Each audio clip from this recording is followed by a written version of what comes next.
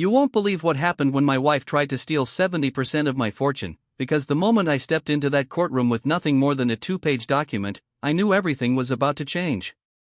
The judge looked at me, then at her, then at the papers I handed over, and what followed made the entire courtroom erupt with a laughter no one expected. Before I tell you exactly what happened, let me take you back a little, because the story doesn't start in the courtroom, it starts years earlier, back when I thought marriage meant unconditional love, loyalty, and trust. Back then, I believed in the fairy tale version of happily ever after, where the woman I loved would stand beside me through thick and thin. But reality has a cruel way of testing your faith, and what I went through will shock you, maybe even teach you to look carefully at the people closest to you. My wife, the woman I once trusted with my heart, my dreams, and my entire life, turned out to be someone I couldn't recognize anymore, someone whose greed was stronger than her vows. I remember when we first met, she was radiant, confident, and she carried herself in a way that made everyone notice her. I was still building my business back then, hustling day and night, chasing investors, taking risks that no one else believed in. She, on the other hand, came from a modest background, and when I told her about my ambitions, she said she admired my drive. At the time, those words felt like support. I thought she genuinely believed in me.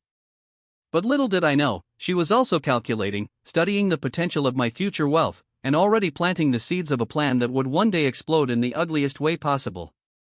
The early years of our marriage seemed fine, we traveled together, celebrated small victories, and built what looked like a strong partnership. But money, when it started flowing in, changed everything. My business took off, deals closed, and suddenly we had a lifestyle that people envied. And that was when I noticed the first cracks. She was no longer satisfied with simple joys, she wanted extravagance, control, and eventually, she wanted it all. If you're watching this, make sure you subscribe, because stories like mine are real warnings. What I went through could happen to anyone who trusts blindly. By the time we reached our 10th anniversary, she was no longer the woman I married. She had become demanding, manipulative, and distant. I brushed it off at first, telling myself it was just stress, just a phase. But the truth was, she had already made her move behind my back. She had hired a lawyer, gathered false narratives, and filed for divorce with the claim that she was entitled to 70% of my wealth. 70%! Can you imagine? The fortune I built from scratch, the sleepless nights, the rejections, the risks, all of it suddenly in jeopardy because of a woman who once swore she loved me. And yet, I didn't panic. I didn't shout or beg. I knew something she didn't know, something that would turn the case upside down. That secret was locked in the very 2-page document I handed to the judge that day, the one that made him laugh out loud in the middle of a divorce hearing, stunning my wife and her lawyer into silence. When I walked into that courtroom, people assumed the outcome was already written. After all, everyone knew how divorces often leaned, especially when accusations of cruelty, neglect, or financial secrecy were involved. My wife had come prepared for a performance. She wore her most expensive dress, a necklace I had gifted her years earlier that she now flaunted as if to say, "I deserve everything he owns." Her lawyer, a smug man with sharp suits and an even sharper tongue, strutted in with stacks of files and binders meant to intimidate. They wanted to overwhelm me, to bury me under mountains of paperwork and half-truths until I caved. But I didn't bring boxes of evidence. I didn't bring accountants or private investigators or a parade of witnesses. I brought only one folder, thin and unassuming, holding a simple 2-page document that contained more power than all of her lies combined. You should have seen the way her lawyer smirked when I set it down on the table, like I had already lost, like I was some fool who didn't understand the gravity of the situation. And maybe that's what made what happened next even more satisfying. The judge, an older man with silver hair and eyes that had clearly seen countless cases of broken marriages and greedy battles, opened the session. My wife's lawyer immediately launched into his attack. He painted me as a selfish, neglectful husband who spent his fortune carelessly, a man who had abandoned his wife emotionally and financially, forcing her to fend for herself. He spoke for nearly an hour, filling the room with a performance so convincing that even I, sitting there, almost started to wonder if I was the monster he described. My wife nodded along with every word, sometimes even pretending to dab her eyes with a tissue, stealing glances at the audience in the room as if seeking sympathy. It was a show, carefully rehearsed, and for a moment, I could feel the tide turning against me. But I stayed calm. Because while they built their house of lies brick by brick, I held in my hands the dynamite that would blow it all apart. When it was my turn, I didn't rise with dramatics. I didn't give a long-winded speech. I simply stood, addressed the court respectfully, and handed my folder to the bailiff, who delivered it to the judge. The room grew still as he unfolded the document. I watched his eyes scan the first page, then the second. And then it happened. His expression softened, the corners of his lips twitched, and within moments, he leaned back in his chair and let out a laugh that echoed across the room. Everyone froze. The clerk looked confused, the bailiff frowned. My wife's lawyer tilted his head in disbelief. My wife herself flushed red, her eyes darting between the judge and me, panic beginning to seep into her carefully crafted mask. "What is this?" her lawyer demanded. "What's so funny?" But the judge only chuckled again, shaking his head as if he couldn't believe the audacity of what had just been revealed. And then he looked at me with something I hadn't seen in years during my battles, in court, in business, even in my personal struggles. He looked at me with respect. You see, that 2-page document wasn't complicated legal jargon or some obscure loophole. It was something far more devastating. It was the ironclad prenuptial agreement my wife had signed years earlier, in the glow of our love, when she insisted she was marrying me for who I was, not what I had. Back then, my lawyers had suggested it just as a precaution, and she had brushed it off with a smile, saying she would sign anything because nothing could ever come between us. And sign it she did, her signature clear and bold on the dotted line.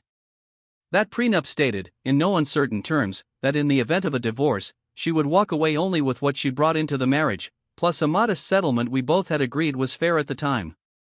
No 70%, no lavish claims, no attempts at financial ruin. Just fairness. And she had forgotten all about it. Or maybe, blinded by her greed, she thought it could be challenged or buried under lies. But I had preserved it, kept it safe, and when the time came, those 2 pages became the shield that protected everything I had built. The laughter of the judge wasn't mockery toward me, it was disbelief at her arrogance.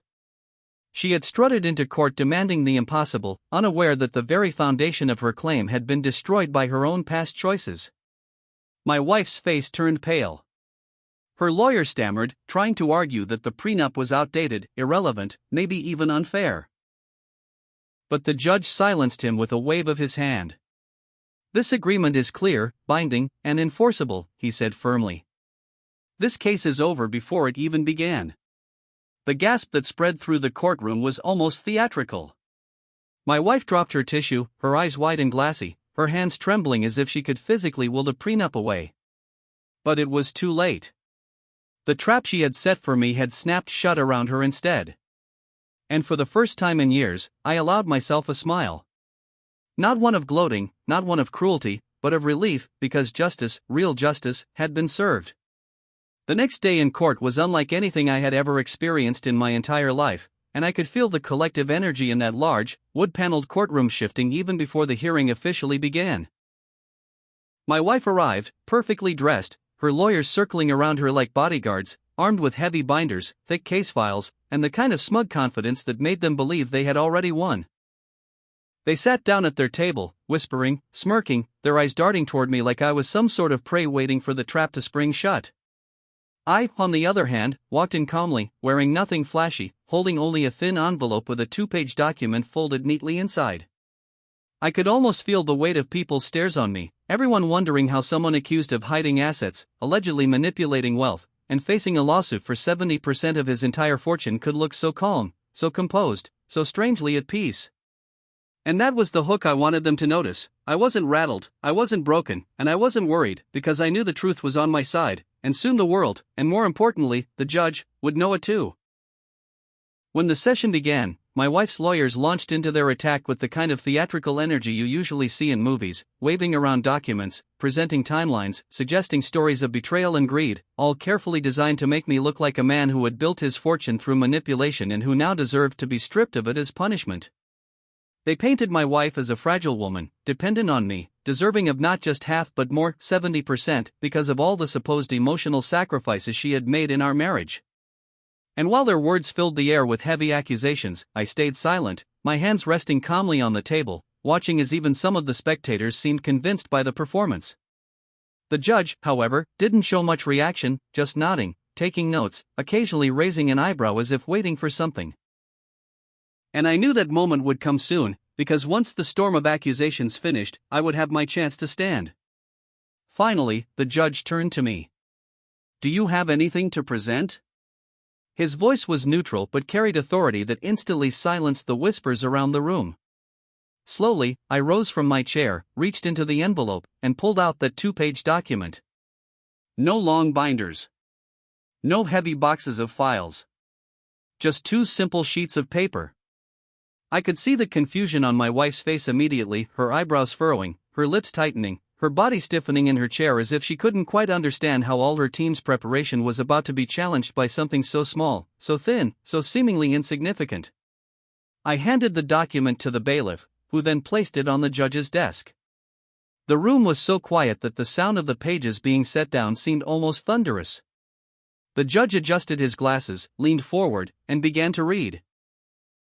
For a moment, the room was filled only with silence, broken occasionally by the scratching of his pen or the subtle shuffle of papers. My wife's lawyers exchanged glances, trying to hide their unease, because the judge wasn't just skimming, he was carefully, thoroughly reading every single line. And then, it happened. A small smile tugged at the corner of his lips. He leaned back in his chair, chuckled softly, and then laughed outright, a laugh that echoed through the courtroom like a verdict before the verdict. The sound of that laugh froze everyone in place. My wife's face went pale, her jaw tightening as though she had just watched her empire of lies crumble in front of her eyes. Her lawyers looked just as stunned, blinking rapidly, flipping through their own notes, trying to understand what in the world could be so devastatingly simple yet so undeniably powerful. The judge set the papers down, cleared his throat, and looked directly at me. "This is brilliant," he said. "Concise, clear, and irrefutable." Then he turned toward my wife's side, his tone sharpening. "What you and your legal team have attempted here is not only excessive but dangerously close to fraud. This document," he tapped the papers with his index finger, "lays out the exact contributions, financial records, and timelines that prove beyond doubt that this man has been transparent, responsible, and fair. And not only is he not guilty of the manipulations you accuse him of, but it appears your side has intentionally exaggerated claims in order to mislead this court." Gasps rippled across the courtroom. My wife's head sank into her hands. I stood tall, silently, feeling the weight of years of betrayal finally being lifted, all because I had chosen to present the truth in its purest, simplest form. The silence that followed the judge's words was heavy, and you could feel every single person in that courtroom shifting in their seats, trying to absorb what had just happened. My wife, who had walked in with the confidence of someone who thought the world bent at her will, now sat frozen, her lips trembling as if words wanted to form but no sound would come out. Her lawyers scrambled, flipping through pages, whispering frantically to each other, their carefully constructed tower of accusations crashing down before their very eyes. And me? I stood still, letting the moment unfold, knowing deep inside that justice, real justice, was beginning to reveal itself. The 2-page document I had handed in wasn't some flashy legal trick or loophole, it was a compilation of hard facts, timelines, receipts, and undeniable proof of how I had built everything with my own effort, how I had already given her more than fair support during the marriage, and how her demand for 70% was nothing but sheer greed dressed up as entitlement. The judge leaned forward again, his voice firm and sharp. "I have been on this bench long enough to know when someone is trying to play the system. And Mrs. He paused, looking down at her name on the file before continuing. "You and your legal counsel have not only wasted this court's time but attempted to abuse the legal process to strip this man of what he rightfully earned. If you think you can manipulate the truth, think again." He then picked up the 2-page document again, holding it in his hands almost like it was a symbol. "This," he said, raising it slightly, "is how you present honesty. Simple, clear, precise, and with respect for the court." The sound of his voice carried across the room, each word like a nail in the coffin of her case. I couldn't help but glance over at my wife, her eyes darting around nervously, her face flushing with anger, humiliation, and disbelief all at once. She whispered something to her lawyer, who shook his head slightly, his expression saying everything, there was no recovery from this. the truth had landed, and the judge had seen through everything. I thought about all the nights I had spent awake, wondering if she would succeed in taking what I had worked for, if the lies would somehow overshadow the truth. And in that moment, watching her crumble, I felt a strange sense of peace. Not joy, not revenge, but a deep satisfaction that for once, the truth had not been buried under theatrics or greed, it had won. The judge's laughter earlier had been a turning point, but now his seriousness returned, and he issued a warning to her. You should consider yourself lucky that I am not moving forward with penalties for attempting to mislead this court. But make no mistake, if such behavior continues, I will not hesitate to act. Then, with a sharp rap of his gavel, he declared a recess. The tension broke instantly. People started whispering again, reporters scribbled notes, and the buzz of shock filled the air. I slowly walked back to my seat, sat down, and let out a long breath I hadn't realized I was holding. For the first time in a long time, I felt like I could breathe again. When court resumed, the judge's ruling was swift and decisive. He tore apart her demand for 70%, stating clearly that it was not only baseless but outrageous, and instead established a settlement that was balanced, fair, and in accordance with the law. My wife's side tried one last attempt to argue, but the judge cut them off with a glare that silenced the room. It was over. Just like that, her scheme had unraveled completely.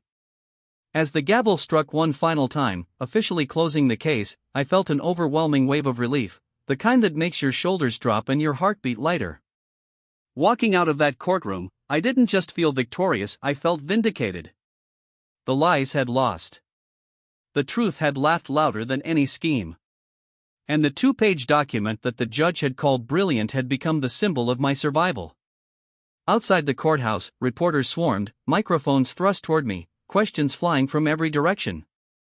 But I didn't boast, I didn't gloat, and I didn't throw insults her way. I simply said, I trusted the truth to speak louder than lies, and today it did. That's all there is to it. And with that, I walked away, my head high, while behind me, the woman who had once shared my life, but had chosen greed over loyalty, was left to face the consequences of her actions. It wasn't easy, no one goes through something like this without scars, but at least now, I could move forward without the weight of fear on my shoulders. That night, I sat at my desk, the same place where I had once worried endlessly about what would happen, and unfolded the 2-page document once more. It was so simple, yet it had changed everything. I thought about how sometimes, in life, we think we need to fight with bigger weapons, louder voices, or heavier armor. But often, it's clarity, honesty, and precision that become the most powerful tools. My wife had tried to bury me under false accusations and greed, but the truth didn't just survive, it thrived. The judge's laugh still echoed in my head, a reminder that sometimes, justice doesn't come with solemn silence but with the sound of undeniable reality breaking through deception. And so, to anyone listening, anyone who has ever been underestimated, betrayed, or made to feel small, let this be a reminder: you don't need to shout to be heard, you don't need to bring mountains of proof when the truth itself is enough. Trust yourself, trust the process, and never let lies convince you that you are powerless. If this story connected with you, don't forget to like this video, leave a comment about what you think, and subscribe to the channel for more stories where the truth, no matter how hidden, always finds a way to rise. Because in the end, no matter how dark the storm, honesty has a way of making the judge laugh.